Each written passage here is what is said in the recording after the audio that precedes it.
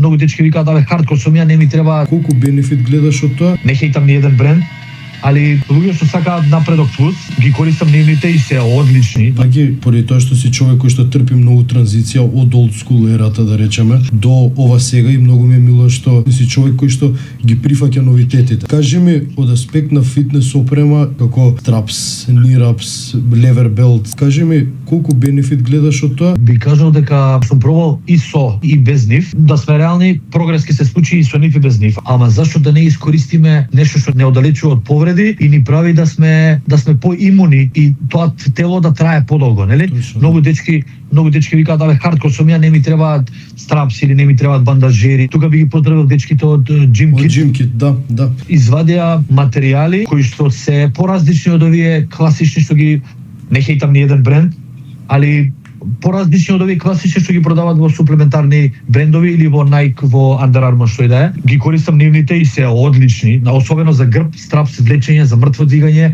Ако можеш да си олесниш и да не употребуваш некои соучесници и подвактици и други партии, зашто да не направиш, знаеш? Тоа кога имаш iPhone 17, можеш да ти ја дозволиш, ама користиш iPhone 3, пошто на времето овој користам. Добар бил.